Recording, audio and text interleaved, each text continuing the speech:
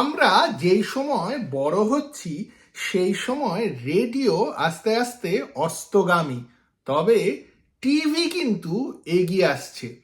TV বলতে আজকের মতন হাজার হাজার চ্যানেল নয়, দূরদর্শনই একমাত্র চ্যানেল। আর দূরদর্শনে আমাদের প্রিয় টিভি সিরিয়াল ছিল বি আর চোপড়া আর রবি চোপড়ার মহাভারত। আজকের আড্ডা মহাভারত নিয়ে। আমি তন্ময়, আশা করি আপনারা সকলে ভালো আছেন। 1988 সালে যখন মহাভারত দূরদর্শনের পর্দায় প্রথম দেখানো হয়েছিল, তখন বাংলা সিনেমা আর হিন্দি সিনেমাও কিন্তু একটু কঠিন অবস্থার মধ্যে দিয়ে চলছিল। মানুষ হলে ভিড় করে হিন্দি সিনেমা আর বাংলা সিনেমা দেখতে যাচ্ছিলেন না। এইরকমই একটা সময় রামানন্দ সাগরের রামায়ণ আর চোপড়াদের মহাভারত গেম চেঞ্জার হয়ে গেল। দূরদর্শনের পর্দায় তখন কিন্তু অনেক ভালো ভালো টিভি সিরিয়াল হতো, তবে রামায়ণ আর মহাভারতের মতো দর্শকদের আকৃষ্ট করার মতন টিভি সিরিয়াল ঠিক আসছিল না। মহাভারত এইরকমই একটা সিরিয়াল। প্রত্যেক সপ্তাহে রোববার সকাল 9টার সময় মহাভারত হতো, আর সেই এপিসোডটি দেখার জন্য বাড়িতে সবাই অপেক্ষা করে থাকতেন পুরো সপ্তাহ।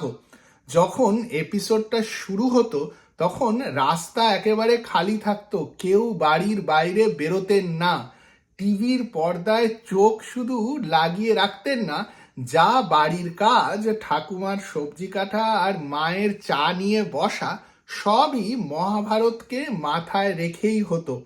মহাভারতের টাইটেল ট্র্যাকটা যখন শুরু হতো মহাভারত, তখন বাড়ির প্রত্যেকে টিভির সামনে থাকতেন আর থাকতেই হবে। সেই সময় কেউ কোনো কিছু করতেন না। আর প্রত্যেকটা বাড়ি যেগুলোতে টিভি রয়েছে সেই বাড়িগুলো থেকে ওই টাইটেল ট্র্যাকটার আওয়াজ আসতো। টিভির দোকানের সামনে যাদের বাড়িতে টিভি নেই তারা দাঁড়িয়ে থাকতেন মহাভারতের এপিসোডটা দেখার জন্য। আর অনেক সময় আমাদের বাড়ির জানলা দিয়েও অনেকে টিভি দেখতেন। আমরা কিন্তু সেই সময় জানলা বন্ধ করে দিতাম না। মহাভারত প্রত্যেককে দেখতে হবে। এটাকে ক্রেজ বলুন, এইটাকে গল্পটার মাহাত্ম্য বলুন, বা এইটাকে অবসেশন বলুন, যা নাম দিতে পারেন, আমার কাছে শব্দ নেই। তবে মহাভারত এমনই একটা ব্যাপার ছিল, ওই যে বলে না যে বলিউড আর ক্রিকেট ভারতীয়দেরকে ইউনাইটেড করে দেয়, মহাভারত টিভি সিরিয়ালটাও কিন্তু ওইভাবেই প্রত্যেক ভারতীয়কে ইউনাইটেড করে দিত, টিভি থাকুক কি না থাক। মহাভারত প্রডিউস করেছিলেন বি আর চোপড়া, ডিরেকশন দিয়েছিলেন বি আর চোপড়ার ছেলে রবি চোপড়া, মিউজিক করেছিলেন রাজ কমল। মহাভারতের প্রত্যেকটা গান মহেন্দ্র কাপুরের গলাতে ছিল। অনেকগুলো গান অবশ্য কবিতা কৃষ্ণমূর্তি, সাধনা সরগম, অনুরাধা পাড়ওয়াল এরাও গেয়েছিলেন, আর রাজ কমলও গেয়েছিলেন কয়েকটা গান। তবে মহেন্দ্র কাপুর আর রাজকমলের জুটি মহাভারতের গানগুলোকে একটি অন্য মাত্রা দিয়েছিল।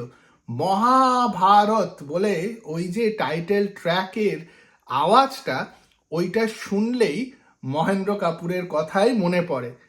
সে মহেন্দ্র কাপুর যিনি মেরে দেশ কি ধরতি গানটাও গেয়েছিলেন। মহাভারত এত লোকের এত ভালো এই জন্য লেগেছিল যে নরেন্দ্র শর্মা আর রাহি মাসুম রাজার যে স্ক্রিপ্টটা, সেটা সবার জন্যই লেখা হয়েছিল। মহাভারতের গল্পে এমন এমন কয়েকটা জায়গা আছে যা খুব ম্যাচিওর না হলে বোঝা খুব ডিফিকাল্ট। আর সত্যি কথা বলতে গেলে ভারতবর্ষে অনেকেই এই কন্ট্রোভার্সিয়াল চ্যাপ্টারগুলোকে বলবে বড়দের জন্য।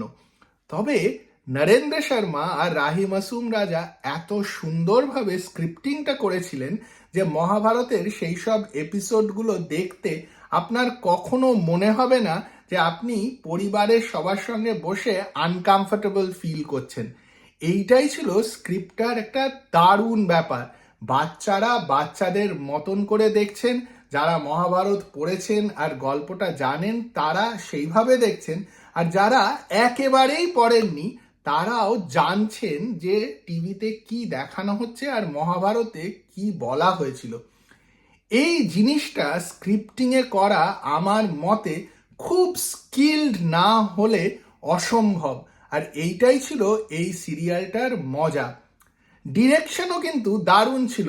অবভিয়াসলি মহাভারতের সিনে একটু ওভার ড্রামাটাইজেশন থাকবে, তবে আজকে যখন দেখি কখনোই মনে হয় না যে সেইটা জারিং বা সেটা দেখলে বিরক্ত লাগে না।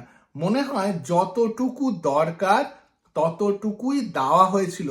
সবার তাকানো বা কংসের হাসি বা শিশুপাল বধ, এই যে সব এপিসোডগুলো বা যেইভাবে পুতনা রাক্ষসীকেও দেখানো হয়েছিল, ব্যাকগ্রাউন্ড মিউজিকও অ্যাডিকুয়েট ছিল, আর সেই রকমই ছিল প্রত্যেকের অভিনয়।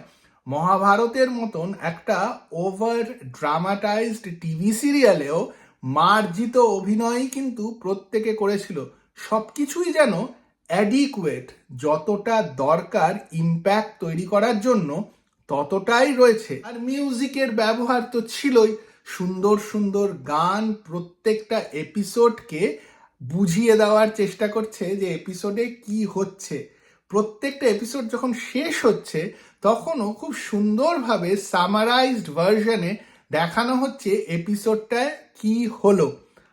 আর এপিসোড শুরু হওয়ার সময় আর এপিসোডের মাঝখানে হরিশ ভিমানির গলায় মে সময় হু, অত সুন্দর গলা আর অত সুন্দর ন্যারেশন আমার মনে হয় না কোনো হিন্দি ছবি বাংলা ছবিতে রয়েছে।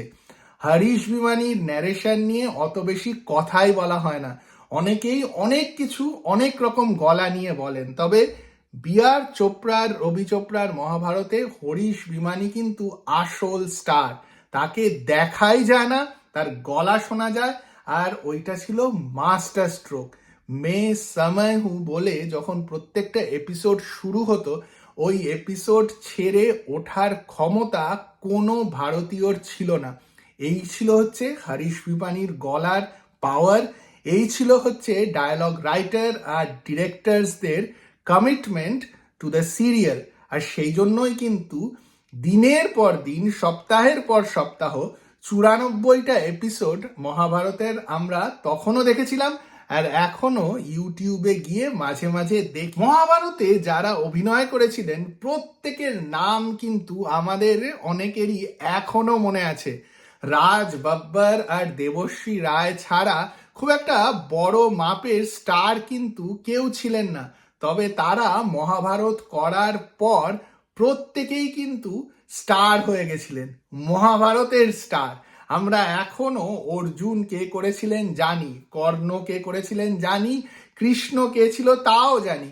প্রত্যেকের নাম সবসময় মনে না থাকলেও তাদের মুখটা কিন্তু আমাদের প্রত্যেকের মনে আছে। আচ্ছা বলুন তো, এই ধরনের ইম্প্যাক্ট কোন সিরিয়ালে হয়েছিল যেখানে প্রত্যেকটা ক্যারেক্টারের মুখ আমাদের মনে আছে? রামানন্দ সাগরের রামায়ণও ইম্প্যাক্ট ফেলেছিল, তবে শুধু সেন্ট্রাল ক্যারেক্টারদের মুখই আমাদের মনে আছে।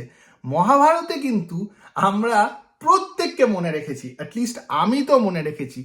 কিচক কে করেছিল তাকেও মনে আছে, আর তাকে যখন পরে সিনেমায় দেখেছিলাম তখন অনেক দিন পর্যন্ত আমরা বলতাম আরে এ তো মহাভারতের কিচক। ছোটবেলায় মহাভারত সিরিয়ালটা দেখে আমার কিন্তু জীবন অনেকটা বদলে গেছিল।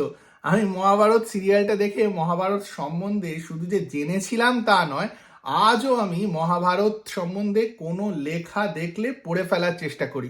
সিরিয়াল দেখার পর কতবার যে কতভাবে মহাভারত পড়েছি তার কোনো শেষ নেই।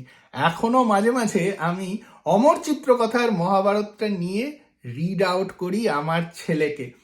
মহাভারত সিরিয়ালটার কয়েকটা এপিসোড এখনো আমার এত ভালো লাগে যে ইউটিউবে গিয়ে আমি সেই এপিসোডগুলো দেখি।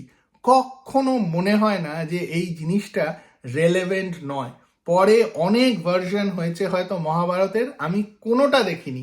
আমার কিন্তু বি.আর. চোপড়া আর রবি চোপড়ার মহাভারতই সবচেয়ে প্রিয়, আর যতদিন বেঁচে থাকবো ততটাই প্রিয় থাকবে। আমার মিস হয় পুরনো দিনগুলো। রোববার সকালটা খুব সুন্দর ছিল 1988 সালে। সকালবেলা উঠতাম, তাড়াহুড়ো করে একটু খাবার দাবার খেয়ে টিভির সামনে সবাই মিলে মহাভারত দেখতে বসে যেতাম। আমাদের কাছে তখন সেলফোনও ছিল না, ল্যান্ডলাইন ফোনও ছিল না, তবে জানতাম যে মামা বাড়িতেও সবাই মহাভারত দেখছে, ঠাকুমাও মহাভারত দেখছেন, আর অনেক দূরে থাকা জেঠুও মহাভারতই দেখছেন। এই ছিল মহাভারত সিরিয়ালটার মজা। আপনাদের মহাভারত নিয়ে কি স্মৃতি রয়েছে কমেন্ট বক্সে নিশ্চয়ই আমাকে জানান। আর যদি এই ভিডিওটা ভালো লাগে তাহলে লাইক আর শেয়ার করতে ভুলবেন না, আর চ্যানেলটাকেও সাবস্ক্রাইব করুন।